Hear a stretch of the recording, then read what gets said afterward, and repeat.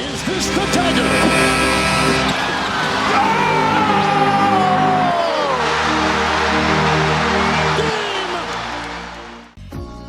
G'day guys, JB here, coming at you with yet another Legends profile. We're slowly picking up the pace on these ones. I'm slowly getting back into more of a routine with my Legends profiles. Of course, had a bit of a break there, moving house, then obviously Christmas and New Year's came upon us as well. So hopefully getting back into these once every 2 weeks for you, hoping that we're able to just get a bit more content consistently out onto the page. Now, we have had a few Legends profile videos so far. Of course, we had Dennis Johnson, we had Kevin McHale, we had Dennis Rodman as well, and continuing on through there from Ben Wallace all the way through to Dwight Howard, and most recently, of course, Paul Arizin. Today, we're going to focus on yet another Boston Celtic. A lot of Boston Celtics to feature through this one here. Quite ironic, as myself, I am a Houston fan. But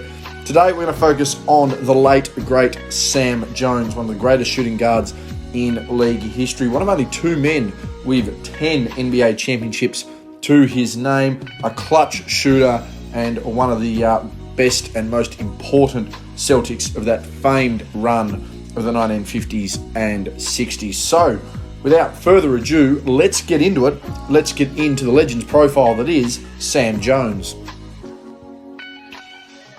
What do the stats and the resume of the second greatest championship winner in league history look like?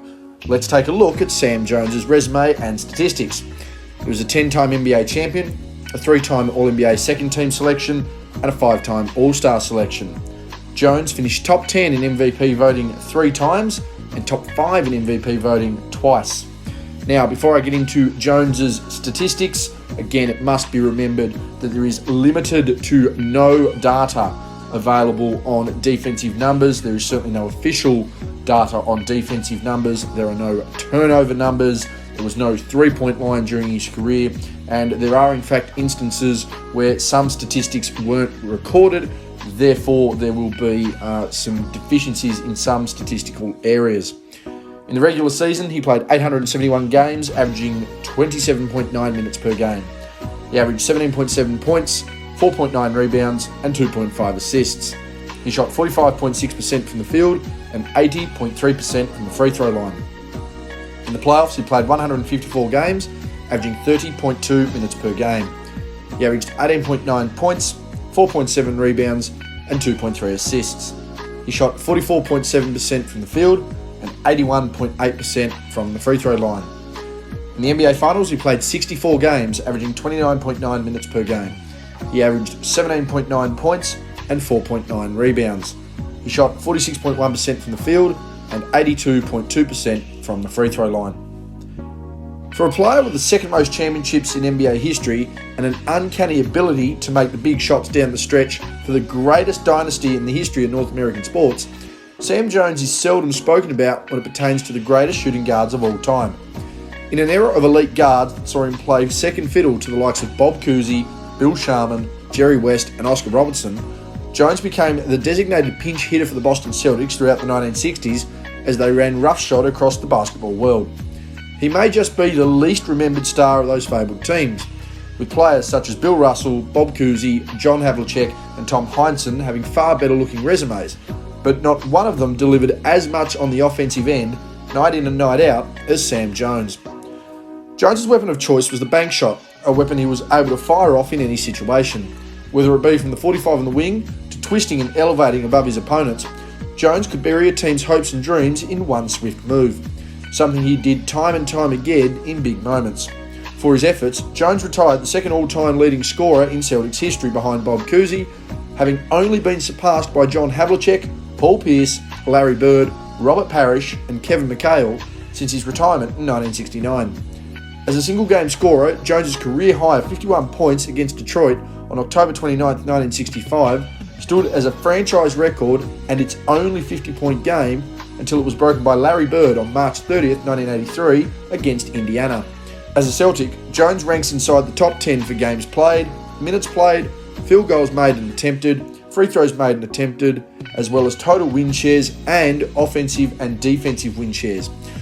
Jones was drafted 8th overall in the 1957 NBA draft in one of the most underwhelming rookie classes in league history. Jones became the clear-cut best player from the draft, and despite losing out on Rookie of the Year honours to one-time All-Star Woody Salisbury, would prove to be a high-quality reserve for the reigning champion Celtics. Jones managed to take part in 56 games in his first season, playing a little over 10 minutes a game as Bob Cousy and Bill Sharman shared the majority of the load of minutes from the backcourt. With inconsistent minutes came inconsistent play, and by the business end of the season, Jones was struggling to produce to the level required for Boston to repeat without an injured Bill Russell. This would change over the next 2 seasons. Jones's minutes doubled with his time off the bench, as did his production and consistency. This was more than evident in his NBA Finals performances in 1959 and 1960, particularly with the closeout 18 points against St. Louis to help Boston to their 3rd championship in 4 years. By now, Jones alongside his namesake KC were the clear leaders of the second unit, terrorising opposing backcourts when Cousy and Sharman went for a rest. This would eventually be the starting tandem for the franchise as they continued to roll on through the league like no team before or since. Cousy and Sharman were the old guard of the Celtics. Coming together as a duo in 1951-52, the pair would grow as teammates and guide the Celtics to limited success through their fast offensive game, but a lack of defensive prowess and ability to convert down the stretch proved costly. With the arrival of Bill Russell and KC Jones, the defensive side of the game for Boston was all but solved, and the arrival of Sam Jones a year later saw them gain a player with an ability to make the big shot. Not only were all 3 players extremely important when it pertained to the success of the team on the court, they were also extremely important when it pertains to the integration of the sport and the social conscience of the league. Basketball in the 1960s was still a predominantly white sport, with Boston leading the way when it pertained to breaking down racial barriers and integrating players of all creeds into the game. With the starting shooting guard role becoming available following Sharman's retirement at the end of 1960-61, Sam Jones' inclusion into the starting 5 once again saw the Celtics continue to lead the way as 3 African American players started for the squad. Boston was rewarded for their progression with championships and a level of team cohesion that had not been seen in the sport. In garnering a starting position, Jones earned the first of his 5 career All-Star selections as the Celtics became the first team in history to win 60 games in a single season. As a third scoring option, Jones was able to avoid the full focus of the defense and punish teams that were not paying attention. Lifting his game in the postseason and again in the finals, Jones continued to show why he could be counted on as he delivered 35 points and 27 points to help the Celtics close out the 1962 finals, a series many still regard as the greatest finals of all time. With Cousy slowly stepping back to make way for KC and the arrival of a rookie named John Havlicek, the Celtics were all but set for a second phase of their championship dynasty. 1962-63 again saw the Celtics as champions, winning their 5th title in succession and 6th in 7 years. Jones had now stepped into the role as the team's primary scorer at 19.7 points a game, shooting at 47.6%, a rate that would be more than passable in today's game, let alone some 60 years ago. Leading 7 players in double digits for the season, Jones's 47.6% from the field was 3.5 greater than the league average at the time. In 2021-22, that would be equal to 49.6%, better than Devin Booker, Donovan Mitchell, Zach LaVine, CJ McCollum, Anthony Edwards, and Tyler Hero, all shooting guards who averaged 20 points a game for the year. Surprisingly, Jones was not selected to the All-Star game, despite this being the best year of his career so far. The 1963 playoffs would also be the best of Jones's career to this point, as he again raised the stakes in the postseason and the finals. His 47 points to close out Cincinnati and move on to the NBA Finals was the second highest playoff scoring game by a Celtic for over a decade, with it remaining the highest scoring game in Celtic playoff history not to reach 50 points. And out of all the 40-point games in Celtic playoff history, it is tied for the second lowest minutes to score at least 40 points. The next 3 years for Jones would see him a perennial All-Star in the East as his numbers and production continued to rise with the team's success. Peaking out at 25.9 points a game in 1964-65, the Celtics delivered what many consider to be the best team of their 11 championships, and one that to this day still deserves to be in the discussion among the greatest teams of all time. With the Joneses running each side of the ball in the backcourt, John Havlicek proving pivotal at the small forward as the team's best two-way player, and Satch Sanders solidifying the front line with Bill Russell defensively, Boston delivered a team that ranks right up there with the likes of the 1985-86 and 2007-8 versions of the franchise. As always with Jones, his production levels rose in the playoffs.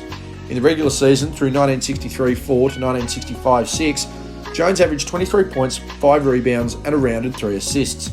In the playoffs, this rose to a rounded 26 points, 5 rebounds and 3 assists. The bigger the moment, the better he played.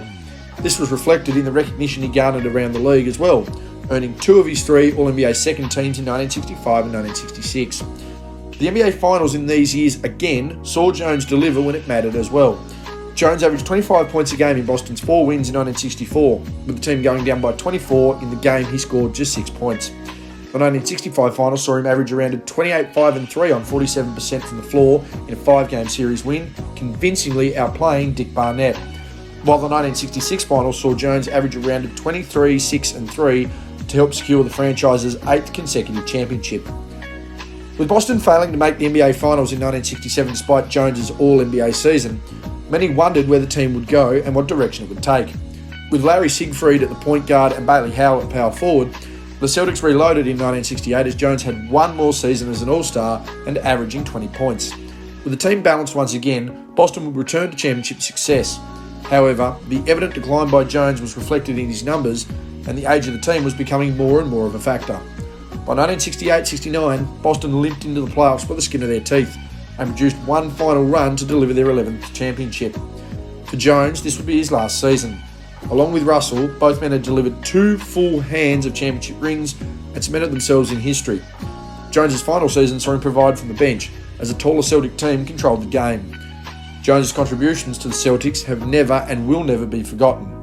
A member of the NBA's 25th, 50th and 75th anniversary teams, having his number retired to the rafters and elected to the Naismith Hall of Fame, Sam Jones passed away on December 30th, 2021, aged 88.